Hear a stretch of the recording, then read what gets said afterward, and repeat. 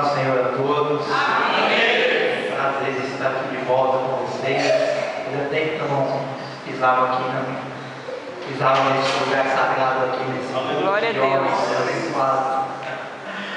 Então é um prazer, uma satisfação estar mais uma vez aqui com vocês, revendo-os. Eu quero ler o texto de Malaquias, capítulo 3.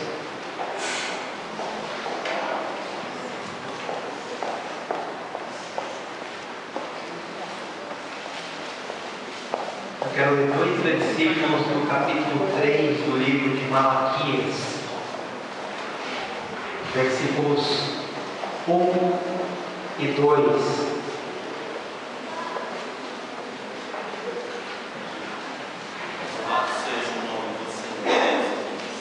Malaquias 3, versículos 1 e 2. Eu vou iniciar a leitura, que diz assim. Versículo 1: Eis que eu envio o meu mensageiro, que preparará o caminho diante de mim. De repente, virá ao seu templo o Senhor, a quem vós buscais, o anjo da aliança, a quem vós desejais. Eis que ele vem, diz o Senhor dos Exércitos. Mas quem poderá suportar o dia da sua vinda? E quem poderá subsistir quando ele aparecer? Porque ele é como o fogo do ourives e como a potassa dos lavandeiros. Amém. Júlia Xará, amém.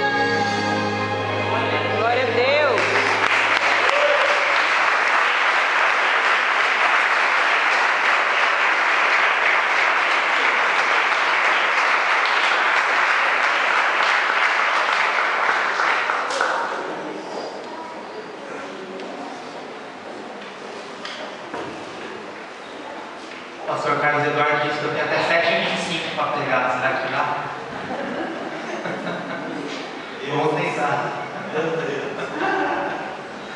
Meus irmãos, meus amigos, eu quero frisar uma parte desses 2 versículos que eu li, que é o início do versículo 2, que diz assim: mas quem poderá suportar o dia da sua vinda, e quem poderá subsistir quando ele aparecer? Embora muitos intérpretes do texto sagrado entendam, e não necessariamente sem razão, que esse texto esteja falando de uma segunda vinda de Cristo, de uma vinda gloriosa, de uma vinda futura, de uma vinda que venha estabelecer o fim de uma era e o início de uma outra, embora não necessariamente isso esteja errado, mas eu queria focar no outro aspecto da vinda histórica de Jesus Cristo à Terra. Não necessariamente o texto esteja apontando exclusivamente para isso, mas eu quero pegar a deixa desse texto e comentar um pouco sobre isso, aplicar esse texto de Malaquias à vinda histórica de Jesus Cristo, a vinda dele à Terra, a encarnação da palavra do Verbo e como ele se manifestou entre os homens. Então eu quero transferir essa frase para o Jesus histórico, para o Jesus que andou nessa terra por 33 anos e cujo relato do seu ministério nós temos 3 anos descritos aqui nos 4 evangelhos. Então eu pergunto: quem poderá suportar a sua vinda? E quem poderá subsistir quando ele aparecer, quando ele se manifestar? Essa pergunta, antes de eu entrar na própria característica da manifestação histórica de Jesus, eu posso me perguntar: quem seria insuportável diante de uma sociedade? Quem aparece perante uma sociedade e essa sociedade, ou pelo menos quem comanda essa sociedade, diz: não podemos suportar esta pessoa entre nós, que é por esse caminho que eu quero trilhar até chegar a Jesus Cristo de Nazaré. Eu acredito que homens como o profeta Amós, por exemplo, o profeta Amós denunciou os homens ricos e poderosos que dormiam em camas de marfim enquanto os camponeses passavam fome. Esse Amós denunciou isso. Esse Amós denunciou os reis, denunciou o sacerdote, e chegou um dado momento em que ele foi convidado a se retirar da sua terra, porque disseram assim para ele: quem pode suportar as palavras desse homem? A terra não pode suportar as palavras desse profeta. Então aquelas pessoas que dizem a verdade a respeito da realidade de uma sociedade, essas pessoas não podem ser suportadas, porque elas incomodam excessivamente. Um profeta como Jeremias, que viveu um pouco depois de Amós, eu acredito que essa frase se encaixa com Jeremias. Enquanto todo o povo, enquanto a liderança da nação de Israel, de Judá mais especificamente falando, quando a nação de Judá estava em dificuldades, o inimigo estava chegando para invadir, e todo mundo queria que Deus desse a vitória contra a Babilônia, inclusive quase todos os profetas diziam isso. Eis que aparece um profeta dizendo: Deus está enviando a Babilônia para nos castigar. Ora, como que vamos suportar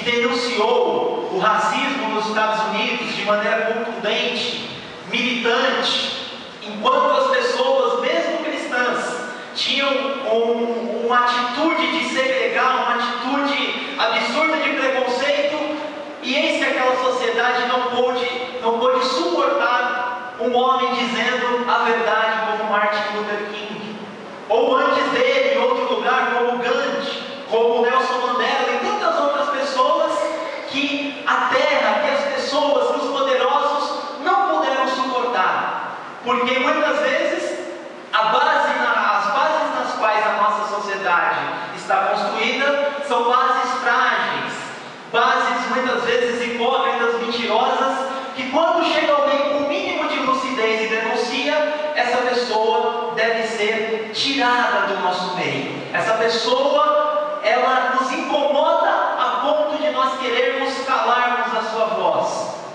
E isso aconteceu com essas e com tantas outras pessoas. Mas eu pergunto, como que eu faço essa conexão com Jesus, com o Jesus histórico, com Jesus de Nazaré? Eu digo, eu creio piamente que essas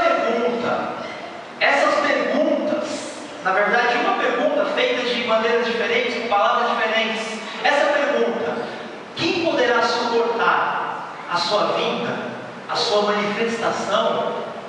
Essa pergunta se encaixa perfeitamente com a reação das pessoas, principalmente dos poderosos, com a manifestação histórica de Jesus de Nazaré.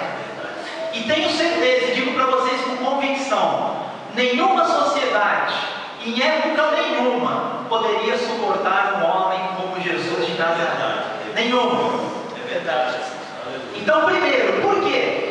Por que a sociedade, por que os poderosos não puderam suportar um homem como Jesus de Nazaré? Primeiro, porque um homem como Jesus de Nazaré, preocupado com a verdade acima de tudo, quebrou padrões e preconceitos que incomodavam os homens ao extremo, ainda os seus próprios discípulos. Quer ver um exemplo?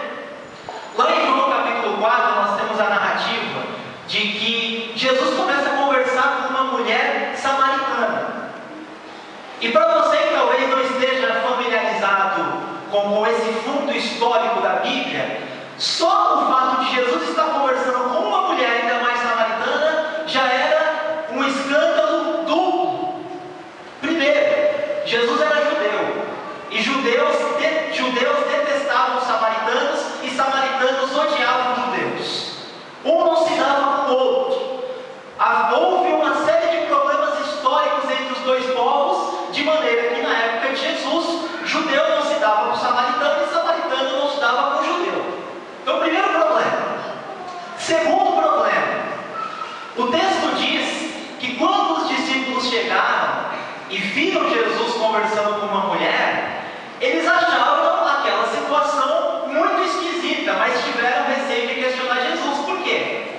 Porque na tradição judaica existia um escrito judaico dos mestres da religião judaica que dizia que um homem não deveria conversar com uma mulher em público, ainda que fosse sua esposa. Então a mulher na sociedade judaica, ela tinha um valor quase zero, tá? Existia um outro escrito judaico que dizia que era melhor você rasgar a Torá, os livros da lei de Moisés, do que ensinar para uma mulher. Esse era o papel da mulher na sociedade judaica.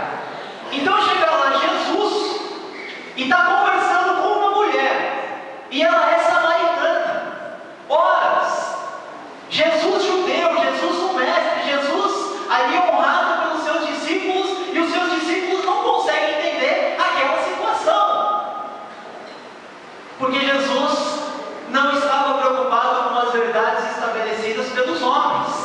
Ele veio quebrar preconceitos, quebrar barreiras que a sociedade não aceitava.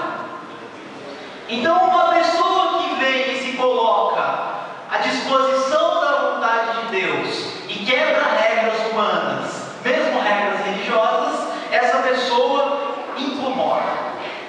E mais, Jesus falou com uma mulher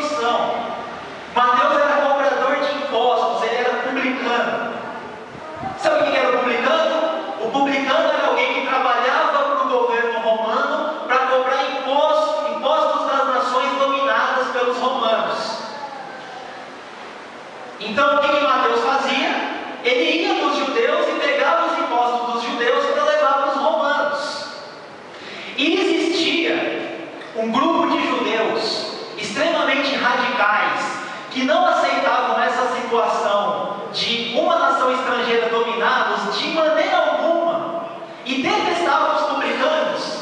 E esse grupo de religiosos judeus eram chamados de zelotes.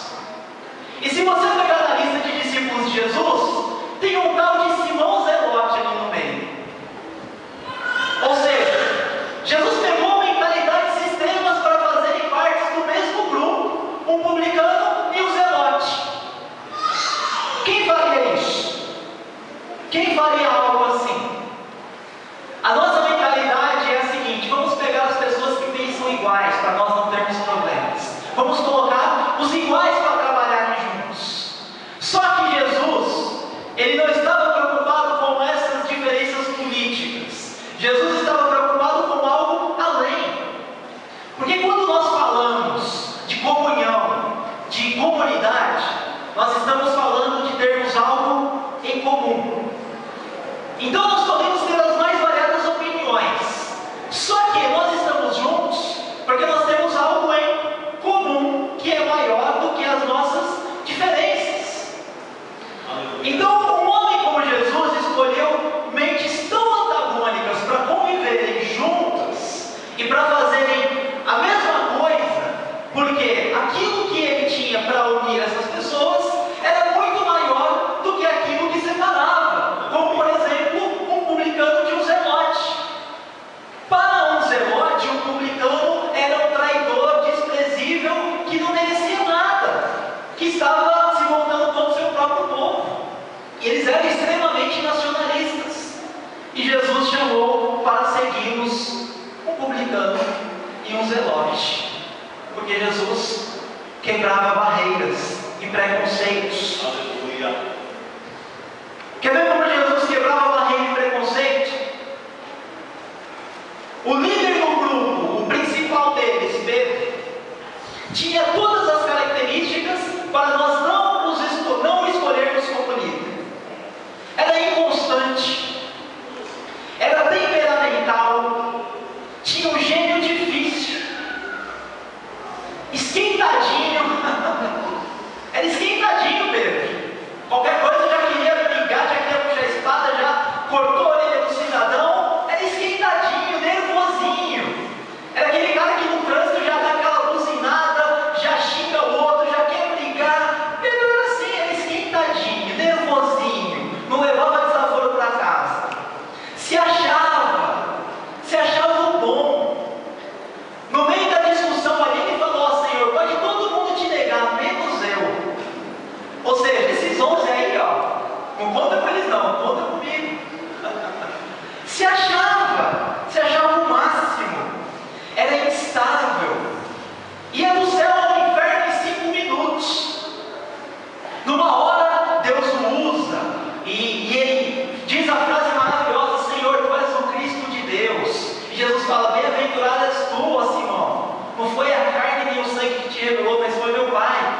Daqui a pouco ele fala uma bobagem e Jesus fala: para trás de mim, Satanás.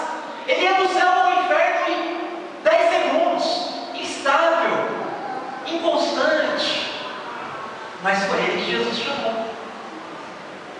Porque os critérios de Jesus não eram os nossos critérios. A maneira de Jesus escolher não era a nossa maneira. Então quem poderá suportar um homem como esse, que escolheu uma pessoa que todos nós torceríamos o nariz? Mas Senhor, ele? Como assim? Pedro vai ensinar, não sabe nem ler direito, nem conhece o texto sagrado, é um ignorante, é um pescador rude. É ele. Os critérios de Jesus estão acima dos critérios humanos. Então, quando ele age com essa liberdade de Deus, porque Paulo escreve que nele habita corporalmente a plenitude de Deus, ele é a perfeita manifestação da vontade de Deus, porque na verdade ele é Deus. Quando ele se manifesta, segundo ele é, segundo a verdade, como João escreve, cheio de graça, cheio de verdade, a luz que ilumina todo homem, quando ele se manifesta assim como é, eu pergunto: quem pode suportar? alguém plenamente santo e verdadeiro, vivendo historicamente entre nós. Quem pode suportar? Segundo ponto, ninguém pode suportá-lo, ou pelo menos aqueles que dominavam a sociedade não puderam suportá-lo, porque a sua missão estava acima de sua própria imagem. A missão de Jesus estava acima da sua própria imagem. Quer ver um exemplo? Jesus disse que João Batista era o maior de todos os homens. Só que esse mesmo João Batista que recebeu o sinal de Deus, do Espírito de Deus vindo sobre Jesus como pomba, esse homem que foi profetizado lá no Velho Testamento, no livro de Isaías, no livro de Malaquias, que seria o precursor do Senhor, esse João Batista mandou perguntar: o Senhor é o Messias mesmo? O Senhor é o Cristo mesmo? Mandou perguntar se Jesus era aquele que havia de vir, ou seja, Jesus mesmo, o Cristo mesmo. E Jesus ali faz uma série de sinais que tinham a ver com profecias messiânicas, e no final das contas ele diz assim: e bem-aventurado é quem não se escandalizar em mim.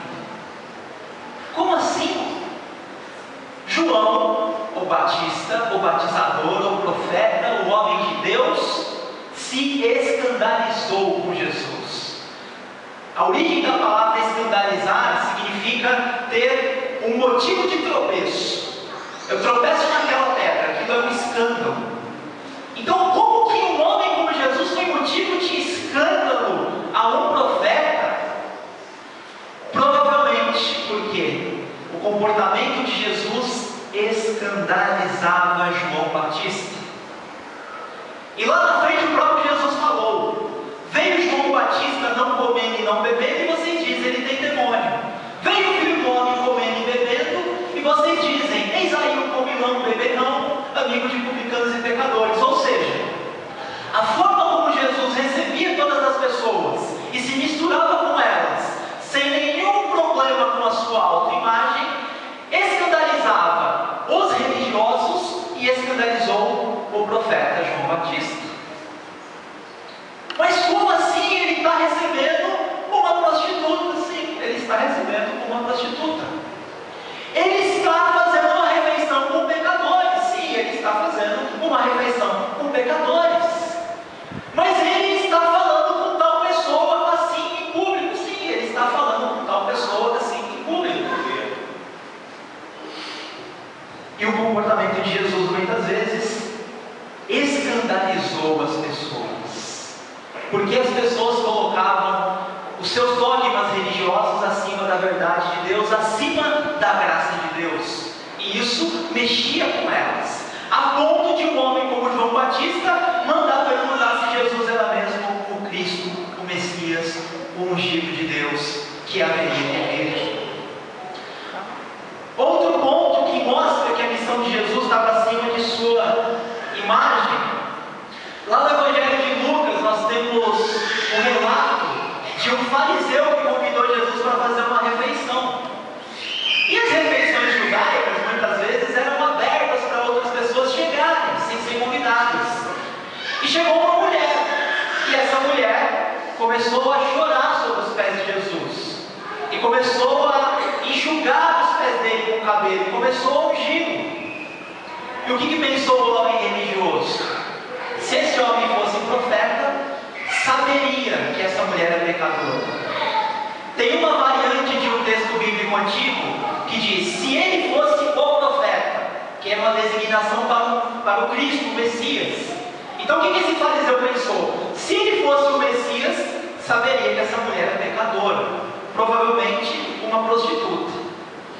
Ou seja, Jesus vai e conta uma parábola para ele, mas não é o meu foco. Mas o que eu quero dizer é o seguinte: na mentalidade de um homem religioso, a graça de Deus é algo que cria problemas com ele, porque Jesus estava vendo aquela mulher arrependida, chorando aos seus pés, pela simples presença dele ali, aquele choro que demonstrava arrependimento pela vida que ela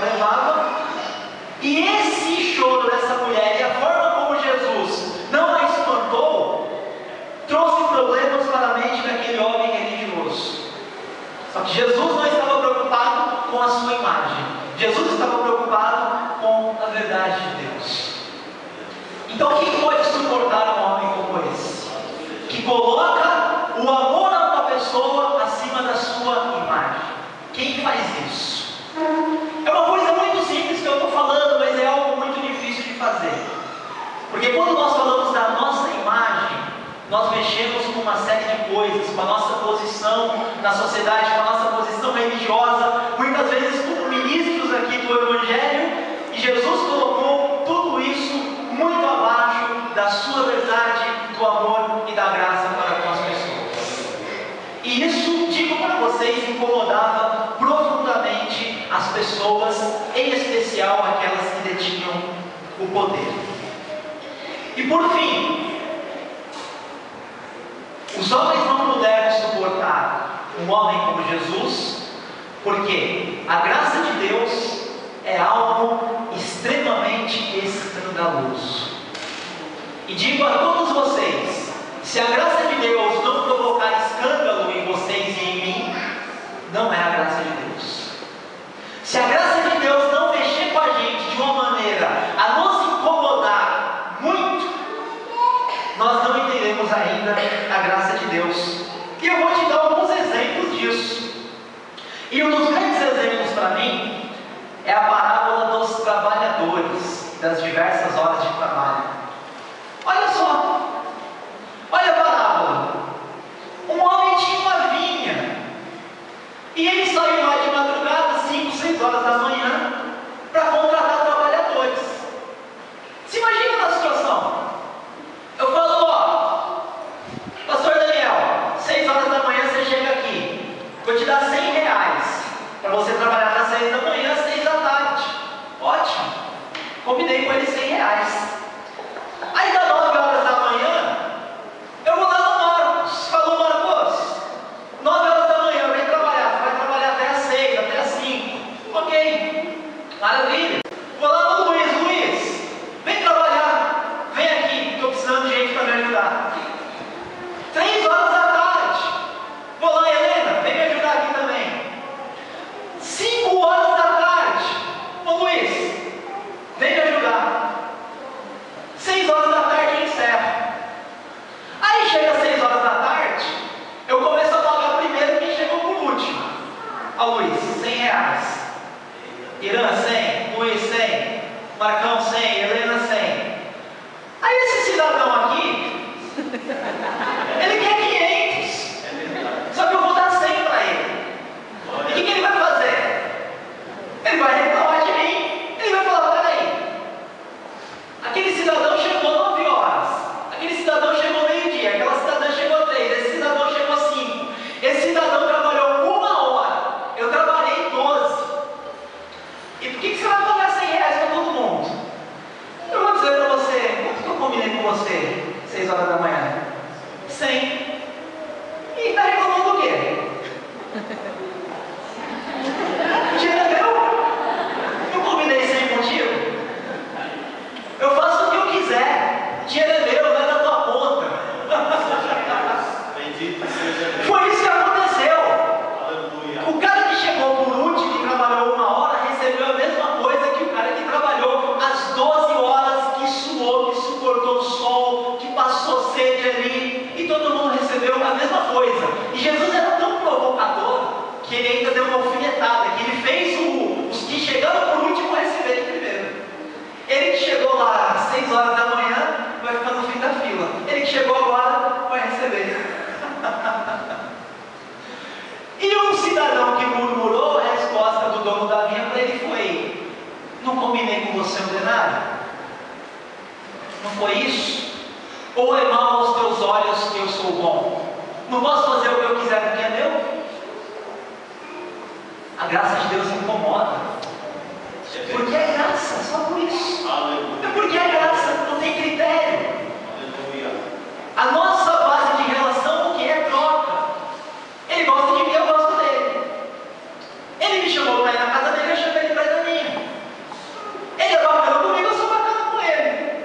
Aquele ali não gosta muito de mim, eu gosto muito dele. Aquele ali me cumprimenta com entusiasmo, eu cumprimento ele com entusiasmo. Aquele ali me cumprimenta mais ou menos, eu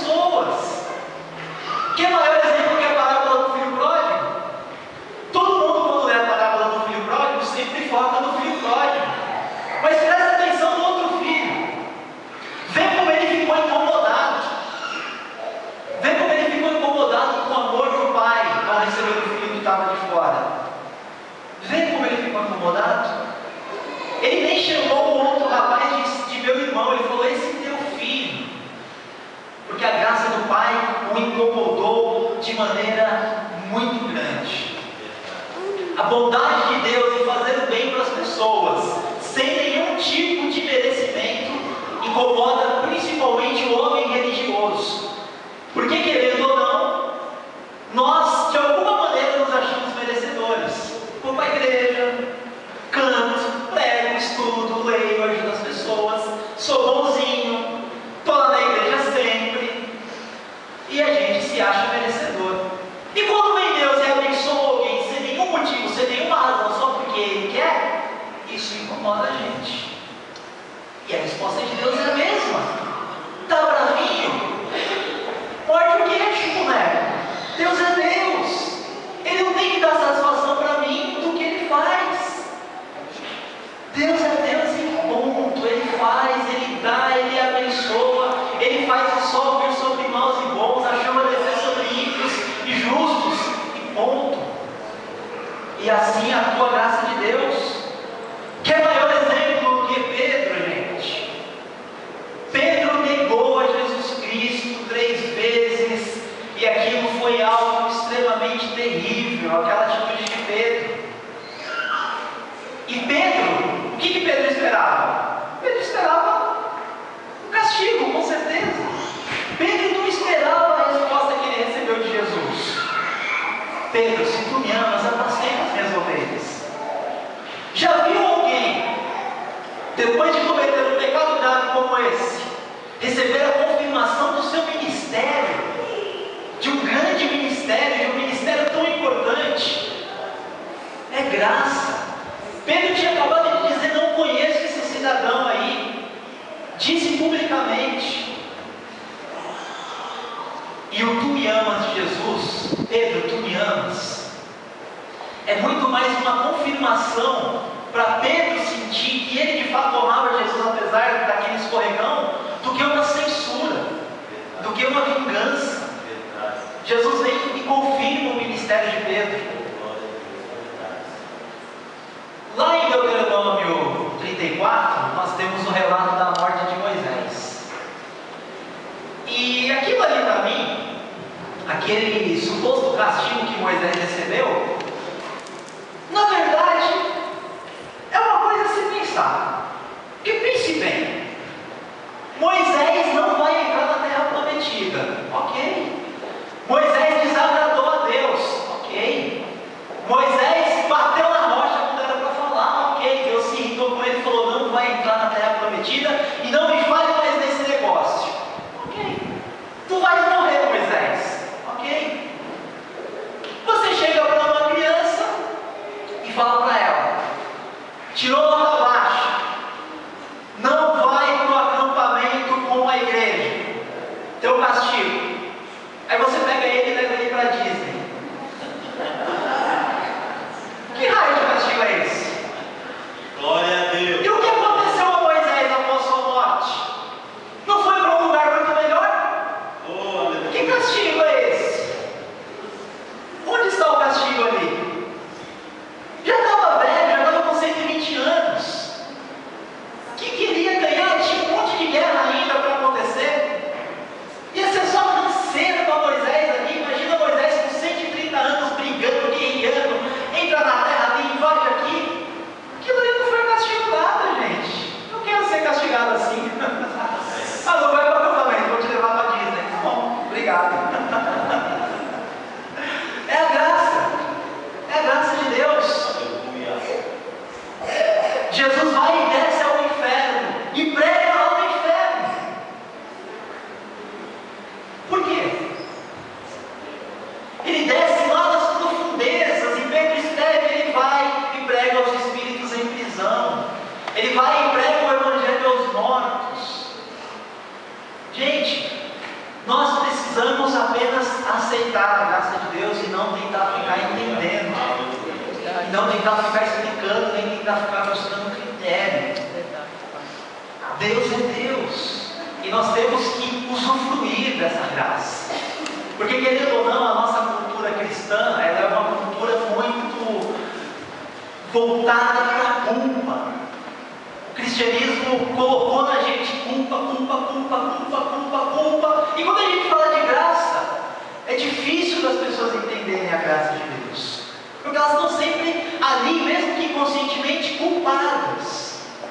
porque a gente ainda não entendeu a graça de Deus. Glória a Deus. Então digo a vocês, quem poderá suportar um homem como esse? Quem poderá suportar um homem como Jesus? Leia os evangelhos e você vai ver. E eu digo isso novamente, como eu disse aqui no começo. Nenhuma sociedade em nenhuma época da história pode suportar um homem como Jesus. E se Jesus vivesse em nosso meio hoje, as pessoas que provavelmente mais se incomodariam com ele seriam os evangélicos. Como os evangélicos iriam falar mal de Jesus? O cidadão lá da Rede TV, Bandeirantes, todos os canais, ele ia ser um dos que ia mais falar mal de Jesus, porque ele não ia poder suportar a verdade. Porque nós não podemos suportar um homem como Jesus, como escreve João, cheio de graça e cheio de verdade. A nossa sociedade é baseada em um monte de mentiras, em um monte de bobagens. E chega alguém falando a verdade e sendo a verdade, sem nenhum interesse, sem nenhuma barganha, além de mostrar a verdade de Deus, nós não poderíamos suportar um homem como Jesus de Nazaré. Amém? Então, é isso que eu tinha a dizer. Glória a Deus.